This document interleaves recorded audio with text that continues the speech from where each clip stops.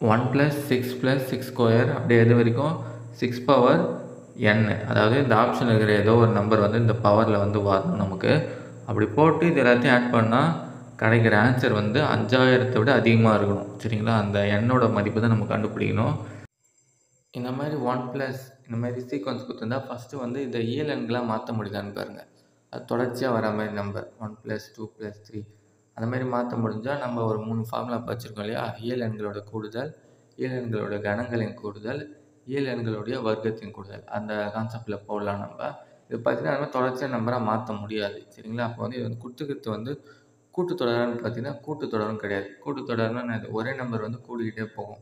இது கூட 5 ஆட் பண்ணால் 6, இது கூட வந்து 5 ஆட் பண்ணால் நமக்கு என்ன வரணும்? 6² வந்து நமக்கு கிடைக்கணும். பார்த்தீங்கன்னா அந்த மாதிரி கிடைக்காது. அப்போ இது கூட்டுத்தொடரும் கிடையாது. அப்போ அடுத்தது வந்து என்னது? குத்துக்கிறது வந்து பெருக்கு தொடராக பார்த்தீங்கன்னா இது வந்து பெருக்கு தொடர் தான். சரிங்களா? அதாவது இது கூட என்னது? ஒரே நம்பர் வந்து பெருக்கிட்டு போகிற மாதிரி இருக்கும். 1 கூட 6 பெருக்குனா நமக்கு என்ன கிடைக்கும்? 6 கிடைக்கும். இந்த 6 கூட மறுபடியும் 6 பெருக்குனா 6² கிடைக்கும். சரிங்களா? அப்போ வந்து குத்துக்கிறது வந்து பெருக்கு தொடர் நம்ம கண்டுபிடிச்சிடலாம். சரிங்களா? எல்லாம் நீங்கள் உங்களுக்கு வந்து டேரெக்டாக தெரிஞ்சாலும் ஓகே. சரிங்களா? டேரெக்டாக இதை பார்த்தாலே சொல்லிடலாம் நீங்கள் இது வந்து பெருக்கு தொடர் தான்னு. இல்லையா? இது கூட 6 பெருக்குனா இது கிடைக்கும். இது கூட 6 பெருக்குனா இது கிடைக்கும். அதாவது காமன் ரேஷியோ வந்து சேமாக இருக்கும். அடுத்து இது எந்த மாதிரி சீக்வன்ஸ் கொடுத்துருக்காங்கன்னா 6/0 + 6/1 + 6/2 சரிங்களா? இப்படியே போயிட்டே இருக்கும். இது வந்து ஜிபியில் பார்த்தீங்கன்னா நம்ம என்ன பண்ணணும்?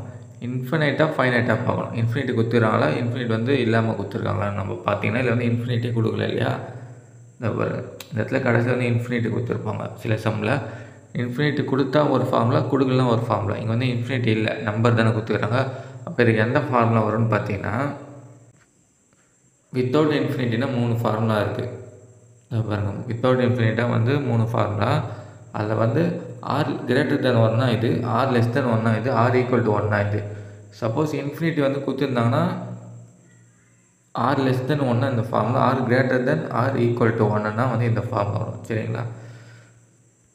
இதில் பெருக்கு தொடரில் வந்து nth டேர்ம் வந்து கேட்டாங்கன்னா இந்த ஃபார்முலா. இப்போ நமக்கு வந்து r வந்து கண்டுபிடிப்போம் ஃபஸ்ட்டு.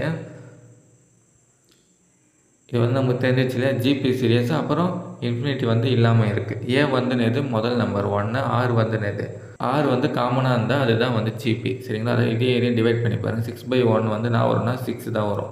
அதுமாதிரி 6² 6 போட்டாலும் 6 தான் வரும். அப்போ ஆர் வந்து 6, ஆர் வந்து நேது > 1 ஆச்சா? இப்போ ஆர் > 1 என்ன ஃபார்முலா பாருங்கள். இன்ஃபினிட்டி இல்லை, ஆர் > 1னா இந்த ஃபார்முலா யூஸ் பண்ணுவோம். சரிங்களா? அதாவது எது பெருசோ அதுலேருந்து கழிக்கிற மாதிரி இருக்கும். ஆர் பெருசுனா ஆரில் வந்து மைனஸ் பண்ணுற மாதிரி இருக்கும் ஃபார்முலா. ஆர் வந்து <1 இருந்தால் 1ல் வந்து கழிக்கிற மாதிரி இருக்கும். நம்ம வந்து ஆர் > 1னால இந்த ஃபார்முலா வந்து யூஸ் பண்ண போகிறோம்.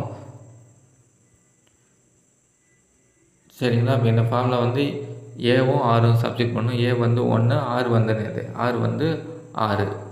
சப்ஸ்டிட் பண்ணால் ஆகும் 6n - 1/6 - 1ன்னு வரும். இது கழிச்சா 5 வரும். 5 வந்து இந்த பக்கம் போனால் ஒரு பெருக்கல் ஆகிடுமா? பெருக்குனா ஆகும் 25,000 கிடைக்கும். அப்புறம் இந்த -1 வந்து இந்த பக்கம் போனால் +1 25,001. இப்போ n இருக்கிற இடத்துல நான் போட்டால் நமக்கு வந்து 25,001 வந்து தாண்டும்னு நம்ம கண்டுபிடிக்கணும். 6³ வரைக்கும் நான் வரும் 216 வரும் இல்லையா? இதுமாதிரி 3 வாட்டி பெருக்குனா 216 வரும். அது கூட மறுபடியும் ஒரு 6 பெருக்குனா 1296. அதான 6/4.